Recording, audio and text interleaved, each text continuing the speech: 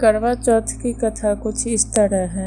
एक साहूकार के 7 पुत्र और एक पुत्री थी। कार्तिक कृष्ण चतुर्थी के दिन साहूकार की पत्नी, उसकी सभी बहुओं एवं कन्या एक साथ व्रत का संकल्प लिया। सभी लोगों ने एक साथ सायं काल में गणेश पूजन किया। पूजन के पश्चात साहूकार के सभी पुत्र भोजन करने बैठे। भोजन करते समय साहूकार के पुत्रों ने अपनी बहन से भी भोजन करने का आग्रह किया। बहन ने उत्तर दिया, तुम सभी लोग भोजन कर लो, मैं चंद्रोदय होने के पश्चात अर्घ्य दे लेने के बाद ही भोजन करूंगी। बहन की बात सुन भाइयों ने कुछ दूरी पर मैदान में अग्नि जला दी और उस अग्नि के प्रकाश को छलनी में से दिखा कर कहा, बहन देखो सामने चंद्रमा निकल आया है, अब तुम भी भोजन कर लो।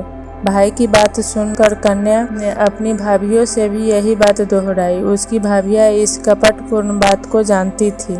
उन्होंने उससे कहा, अभी चांद नहीं निकला है, तुम्हारे भाइयों ने अग्नि के प्रकाश द्वारा तुम्हें भ्रमित कर रहे हैं। परंतु अपनी भाभियों की बात पर कन्या ने कोई ध्यान न देकर अर्घ्य दे डाला और उसके बाद भोजन भी कर लिया। उसके इस कृत्य से गणपति भगवान अत्यधिक रुष्ट हो गए, जिसके फलस्वरूप उस कन्या का पति भयंकर रोग से ग्रस्त हो गया। चिकित्सा आदि कराने में संचित धन नष्ट हो गया और वह अत्यंत शोकाकुल होकर कष्ट भोगने लगी। कष्ट भोगने के बाद जब उसे अपनी भूल का ज्ञान हुआ तो वह बारंबार मन में पश्चाताप करने लगी। उसने अपनी भूल के लिए गणेश जी से क्षमा मांगी और व्रत पुनः भक्तिपूर्वक पूरा किया। उसकी आराधना से गणेश जी प्रसन्न हो गए और सभी कष्टों का निवारण कर उसे धन धान्य से पूर्ण कर दिया।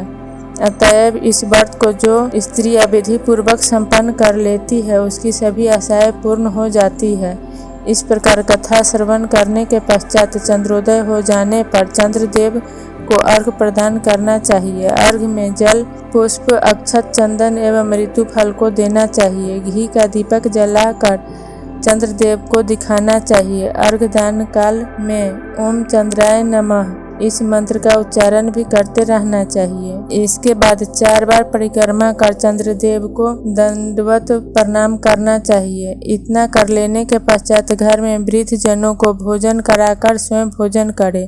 पूजा काल में अर्पित किए गए नैवेद्य आदि को ब्राह्मणों को दान कर देना चाहिए। इस प्रकार भक्ति भाव से जो लोग इस चतुर्थी व्रत का करते हैं, उनकी सभी मनोकामनाएं पूर्ण हो जाती हैं।